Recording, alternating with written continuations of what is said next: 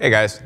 Now, as woodworkers, we all know that wood is kind of an imperfect material. I mean, it's beautiful, it's fun to work with, but it doesn't always want to cooperate with us. So we've come up with different ways of dealing with this, whether it's, the board has bowed or it's twisted on us or bent or cupped, whatever. I mean, it does strange things. There's a lot of videos that are out there as far as how to deal with cupping, and that's what we're going to be talking about today.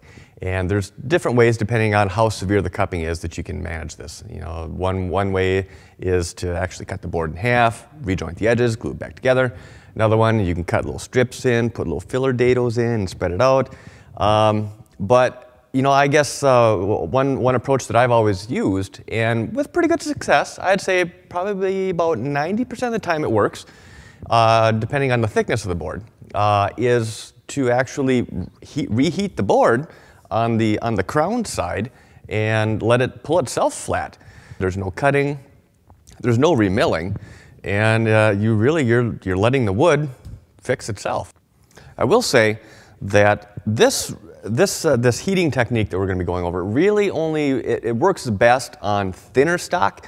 I've had it work really well up to about 3/4 of an inch, but anything more than that, it just doesn't, there's just too much material there. It doesn't quite work.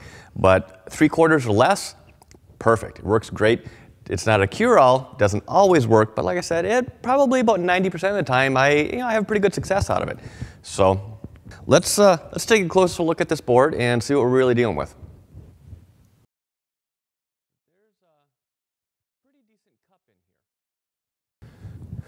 So I'm going to lay this down crown side up, and we're going to apply some heat. Now I'm just going to be using a heat gun, and it's set pretty hot. It's not going to be hot enough where it's actually going to burn the wood, but it's going to be pretty close. And I'm mostly going to stick to heating the center 2/3. I'm going to try and stay away from the outside edges a little bit. And I'm going to cook this until it's too hot to touch. I mean, you want it to get hot, but you don't want to burn the wood.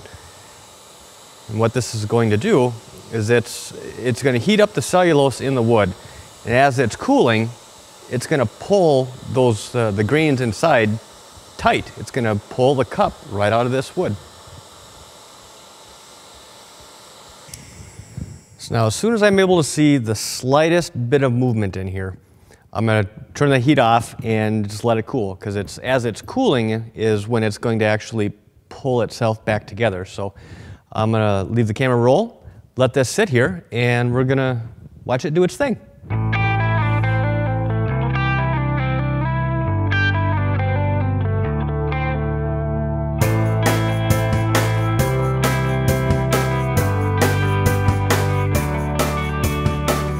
Well, let's see how we did. Not bad. Not bad at all.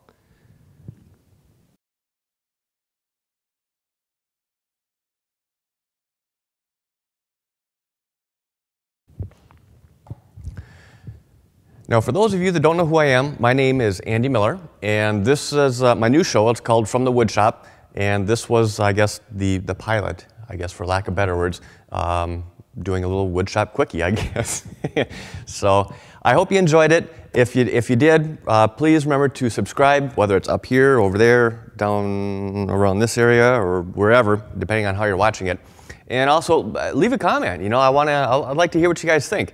We're going to be getting into full-length episodes here before the end of the month, and we're going to be doing a lot more entailed projects. We're going to be doing some furniture building, some stuff for around the home, for around the shop, different jigs, and just really anything that, if it can be made out of wood, it's on our menu. So I hope you enjoy it, and we're going to be working some bugs out here over the next couple of weeks so that we can hit the ground really rolling. And I hope you enjoyed it. We'll see you again real soon. Thanks for watching. We're going to be getting a lot more of the so the example that we're going to be using today is going to be this piece of mahogany here.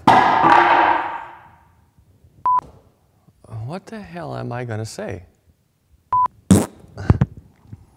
So as we all know that there's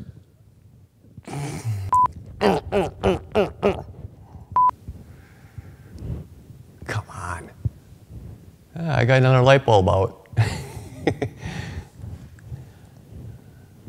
Another one on the way. All right, enough's enough. I'll see you guys soon.